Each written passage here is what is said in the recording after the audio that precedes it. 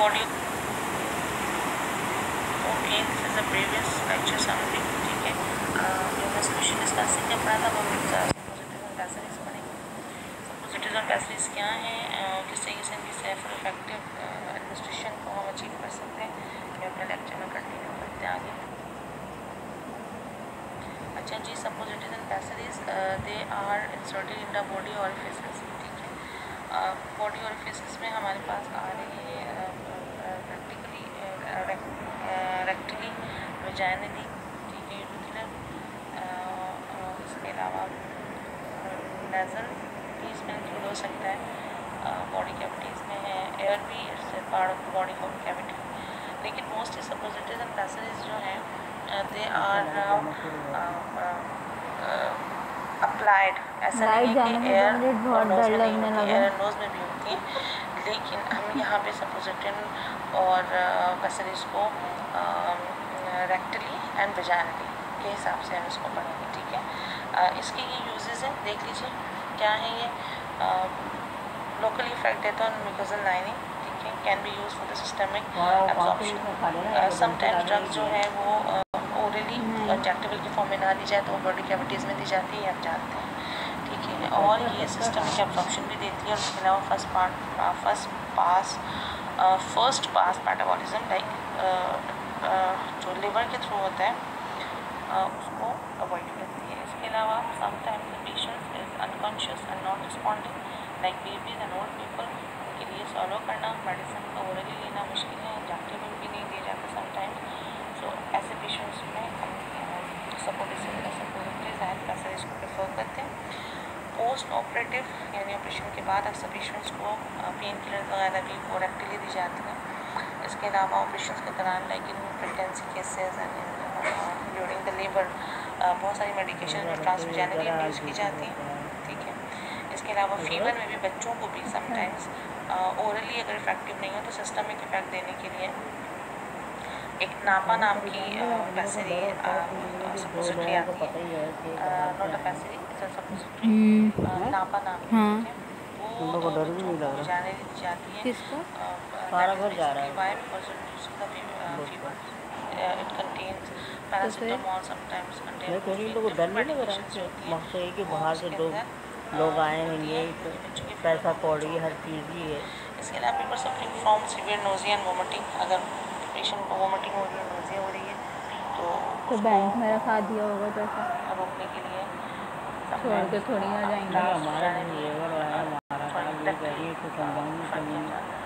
कोई सेटिंग करके जाओ लेके जाएगी। इसके अलावा these are disadvantages of suppositories.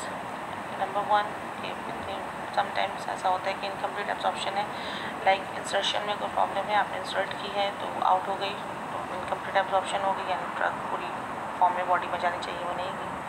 इसके अलावा पेशेंट जो है तो फील अनकम्फर्टेबल, तो उसका जो रूट ऑफ एडमिनिस्ट्रेशन है वो इतना क्रिटिकल लगता है पेशेंट को कि they become confuse how to use this suppositories and passages. ठीक है, अच्छा जनाब, पैसेजेस क्या है, what is the difference between suppository and passage? Suppository जो है वो रेक्टली यानी रेक्टम में उसको यूज़ किया जा रहा है, ठीक है, और जो पैसेजेस हैं वेजाइनली, ट्रांसवेजाइनली, यानी there is a difference in the both. लेकिन इनके बेसिस जो उनको यूज़ किए जा रहे हैं प्रिपरेशन जो बनाए जा रही हैं, क्योंकि passage is a form of suppository. ठीक है, पिछले स्लाइड में आप देखिएगा आपको पता चलेगा the passage is a form of suppository जो कि वेजाइनली इंड्यूस की जा रही है। अच्छा, रेक्टल सपोजिटरीज कौन सी हैं? Rectal suppository they are used to relieve the constipation as an executive use कर रहे हैं हम उसको, यानी कॉन्स्टिपेशन को रिलीज करने के लिए इस्तेमाल की जा रही है। ठीक है, ये लोकल इरिटेशन कॉज करती है in the mucosal membrane due to dehydration effect of the glycerine on those membrane. Sometimes glycerine suppositories commonly बहुत आती हैं जो कि बच्चों में और बड़ों में जब ड्राइनेस ऑफ फीसिस हो जाती है, यानी फीसिस बहुत ड्राई हो जाते हैं और कॉन्स्टिपेशन हो जाती है सीवियर, तो ये ग्लिसरीन सपोजिटरीज जो हैं वो इंड्यूस की जाती हैं रेक्टम में 3 से 4 डोजेज इसके एक साथ दी जाती हैं। तो ये क्या करता है, ये मेल्ट हो जाता है ऑन द बेड टेम्परेचर और जो म्यूकोजल मेम्ब्रेन है उसको ये डायलेट करता है, जिसकी वजह से स्टूल पास होने में मदद मिलती है। ठीक है, इसके अलावा ग्लिसरीन सपोजिटरी वाटर तो प्रोवाइड करती थी कि जिसकी वजह से वो जगह वेट हो जाए और स्टूल पास हो जाए। रादर की क्या करती है, जो म्यूकोजल लाइनिंग होती है उसको इरिटेशन कॉज करके उसको डिहाइड्रेट करती है, यानी स्किन में से जो वाटर है that become the part of the faces और इस तरीके से बॉडी स्टूल जो है वो पास आउट हो जाता है। इसके अलावा ग्लिसरीन एग्जाम्पल है हमारे पास रेक्टल में GTN ट्राइनाइट्रोग्लिसरीन ऑइंटमेंट हेमरॉइड्स में बहुत ज़्यादा इस्तेमाल की जाती है।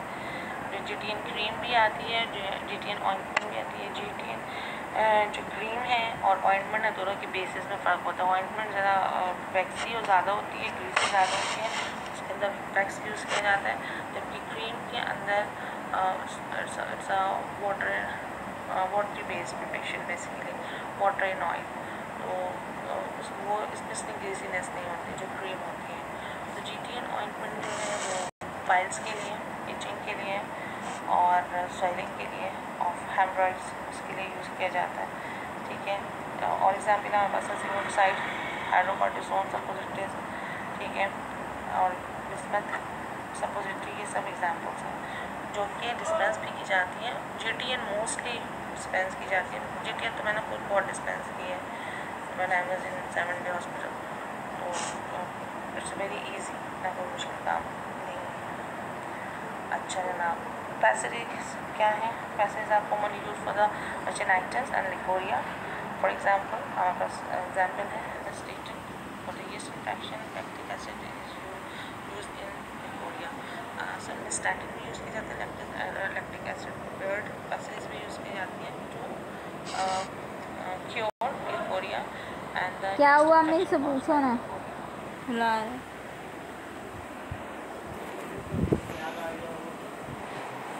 डेट भी आप सर्च कर सकते हैं। ठीक है, compress on tablet press into conical shape भी हो सकती है। अच्छा, मैं भी आपसे बात करी थी कि सपोर्टिस आर नॉट नेसेसरी दैट क्या हुआ transvaginal and transrectal could be nasal and यानी का समटाइम्स नाक में और कान में भी, क्योंकि दिया द बॉडी कैविटीज वहाँ की जरूरत पड़ती है। सपोर्टिस जैसा है, शायद आपके नहीं हो nasal suppositories called nasal bougies. ठीक है, तो ये नहीं दिया क्या meant for the reduction in cavity गरम कर दो बोले। जेनेटिक बेस याद रखिएगा। उनका जो वेट होता है वो 1 ग्राम होता है। लेंथ जो होती है उनकी ज़्यादा लंबी, ज़्यादा बड़ी नहीं होती, उनके 15 सेंटीमीटर्स काफ़ी बड़ी, 9 to 10 सेंटीमीटर्स भी हो सकती है। इसके अलावा एयर कोन्स, ठीक है, they are also called as aurinaria and meant for reduction in the ear. बहुत रेयरली यूज़ होती है। Theobroma oil is use as a base. याद रखिएगा, prepare in urethral bougies mould and cut according to the size. अच्छा, urethra में भी use की जाती है, लेकिन आप यहाँ उसको रहने दें, तो बस यहीं तक रखें। Theobroma oil is use as a prepare moulded and cut into different sizes. ठीक है, यानी प्रिपेयर की जाती है। यूरेथ्रा की जो बोगीज होती हैं वो उनकी जो शेप होती है उस फॉर्म में इसको बनाया जाता है, लेकिन बाद में इसके साइजेस को रिड्यूस कर दिया जाता है। ठीक है, okay. Suppository base, what does it mean the suppository base? Suppositories की जब प्रिपरेशन की जाती है तो उसके लिए आपको बेस रिक्वायर्ड होता है कि आप किस बेस के अंदर एक्टिव कॉन्स्टिट्यूट्स है उसको आप सॉल्युबलाइज करेंगे या उसके अंदर आप उसको इनकॉर्पोरेट करेंगे। Number 1 is the cocoa butter theobroma oil. इसका एडवांटेज क्या है कि it releases drug actively and easily at the body temperature. ठीक है, और दूसरा ये कि ये मेल्ट ज़रूर हो जाता है, लेकिन क्योंकि ये बॉडी फ्लूइड के साथ इमिसिबल है तो ये अपने फैट को इनकॉर्पोरेट नहीं करता ब्लड में, रादर कि अपने ड्रग को रिलीज़ करता है and sometimes it become out of the body.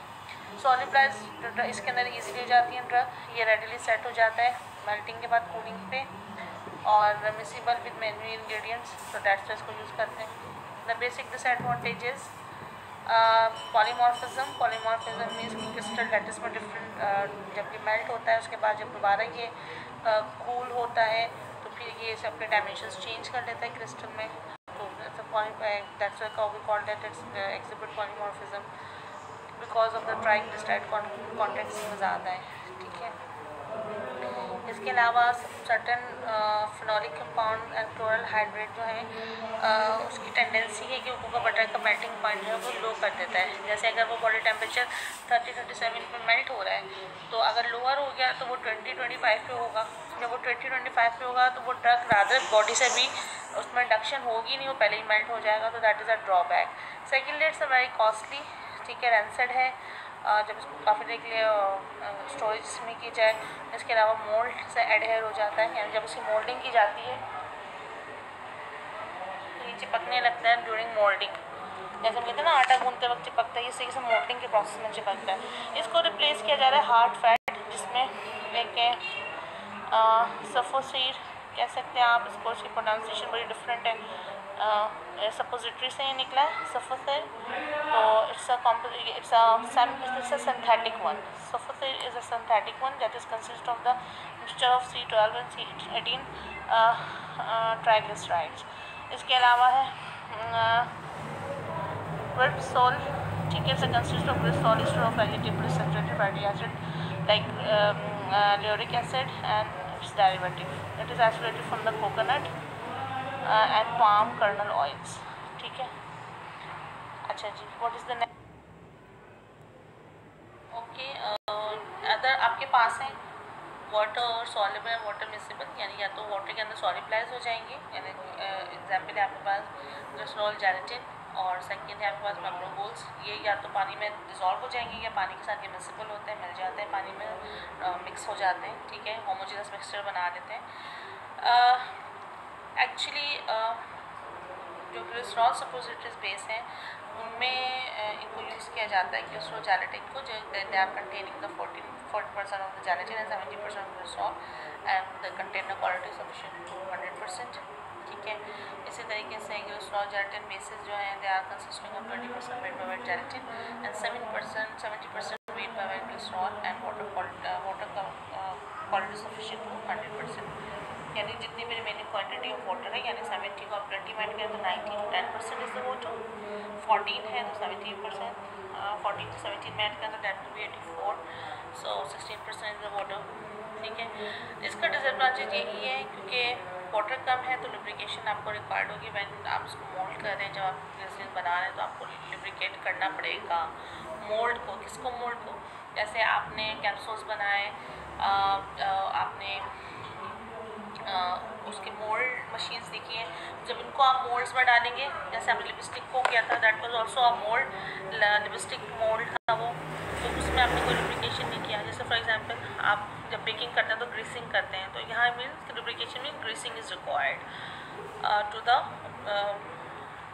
Operation machine, या जिस भी आप कंटेनर में आप उसको सपोजिटरीज को सॉलिडिफाई कर रहे हैं, उसमें लुब्रिकेशन रिक्वायर्ड होगी। सेकेंडली ये है कि हाइग्रोस्कोपिक है, below 25 degree centigrade absorb moisture and they can cause irritation to the body part also because they contain a small amount of liquid.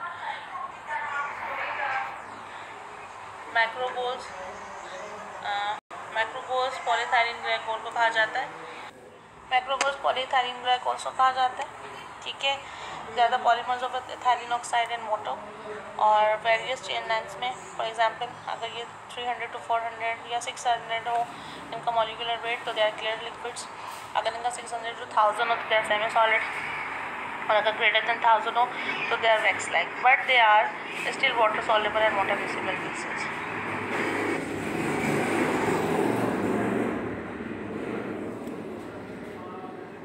Here are the preparation of suppositories.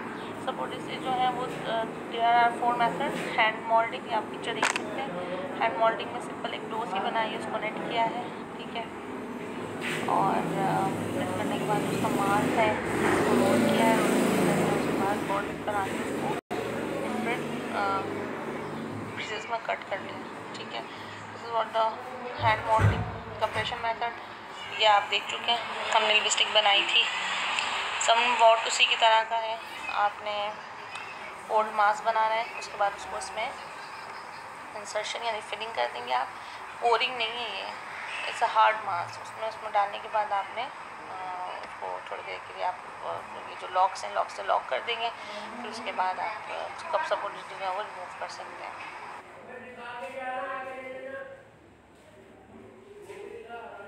Okay, this is the third method, this is the pour moulding method. इसके अंदर जो mould है that could be made up of metal and plastic, और जब traditional method, इसका step आप पढ़ सकते हैं, बहुत सिंपल और इजी है कि आपने बेस को मेल्ट किया है और बहुत ज़्यादा ओवरहीट नहीं करना है। ड्रग को इनकॉर्पोरेट किया, मोल्टेन लिक्विड मास्क को आपने पोर किया, चिल किया, lubrication is required over here, and after solidification you can remove the suppository। आपने लिपस्टिक बनाई है, इट्स अ कॉमन एग्जाम्पल, उस तरह का ही अराउंड सपोजिटरी को भी ट्रीट किया जाता है। ओके, लुब्रिकेशन नेसेसरी, उसको ग्लिसरीनेटेड जेलेटिन के साथ लुब्रिकेशन किया जा सकता है।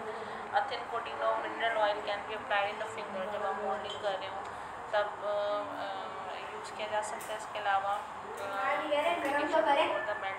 और ये गरम अगर आप यूज़ करें तो that is facilitate the cleaning and easy removal of the mould suppositories. Bore हो रही है और ये this is what packaging and storage. Suppositories जो हैं वो यूजुअली टिन एल्युमिनियम पेपर और प्लास्टिक पेपर में आप पैकेजिंग होती है। इसके अलावा कोका बटर और ग्लिसरीनेटेड जेलेटिन सपोजिटरी अगर आप यूज़ करें तो उसको रेफ्रिजरेट करोगे। दिस रॉ सपोजिटरीज हैं, उनको रूम टेम्परेचर पे आप स्टोर कर सकते हैं। कोल्डली पैक सपोजिटरीज जो है give rise to the staining, breakage of deformation of melting. 25 degree centigrade से कम पे रखा तो अल्टीमेटली वो मेल्ट हो जाती है।